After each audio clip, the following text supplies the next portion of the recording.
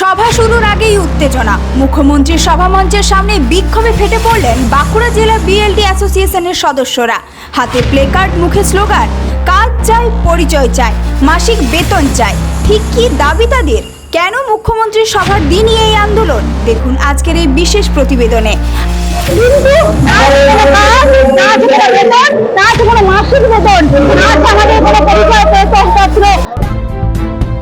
নমস্কার বন্ধুরা, আপনারা দেখছেন voice of Bankura, presented by SL physics, বাঁকুড়ার নাম্বার 1 ফিজিক্স একাডেমি।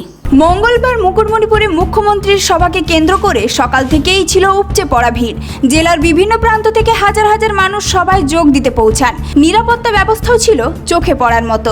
কিন্তু সভা শুরুর আগেই নজর কাড়ে অন্য এক ছবি। সভামঞ্চের সামনে বিক্ষোভে সামিল হন বাঁকুড়া জেলা বিএলডি অ্যাসোসিয়েশনের সদস্যরা। হাতে বিভিন্ন দাবি সংবলিত প্লেকার্ড নিয়ে তারা নিজেদের ক্ষোভ উগরে দেন। আন্দোলনকারীদের অভিযোগ, দীর্ঘদিন ধরে তারা এই কাজের সঙ্গে যুক্ত থাকলেও এখনো পর্যন্ত তাদের কোনো স্থায়ী চাকরি নেই কোনো পরিচয়পত্র, নেই নির্দিষ্ট মাসিক বেতন। অনিশ্চয়তার মধ্যেই কাজ করে যেতে হচ্ছে বলে দাবি তাদের।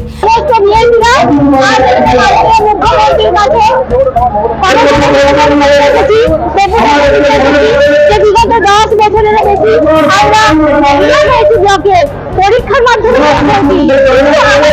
কোনো কাজ আমরা পাইনি।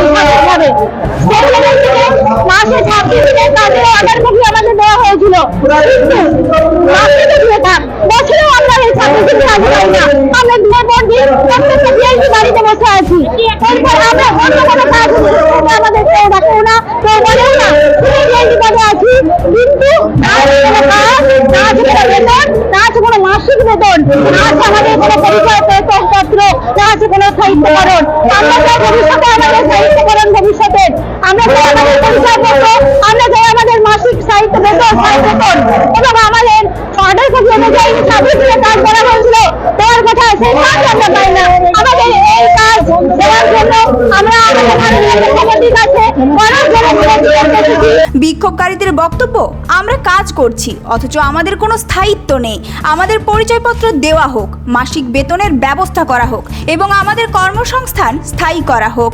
মুখ্যমন্ত্রীর সভার দিনই নিজেদের দাবি তুলে ধরতে এই বিক্ষোভ কর্মসূচির আয়োজন করা হয় বলে জানান আন্দোলনকারীরা। তাদের আশা, সরকারের নজরে এলে দ্রুত সমস্যার সমাধান হবে। বিক্ষোভের খবর পেয়ে ঘটনাস্থলে পৌঁছায় পুলিশ ও প্রশাসনের আধিকারিকরা।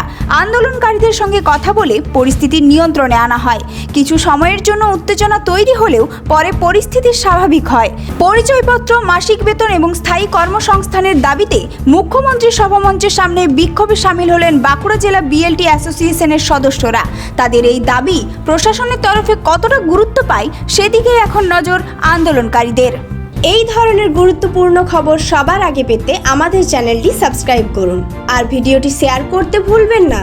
আপনার মতামত কমেন্টে জানান আর লাইক শেয়ার করে ভয়েস অফ বাঁকুড়ার পাশে থাকুন।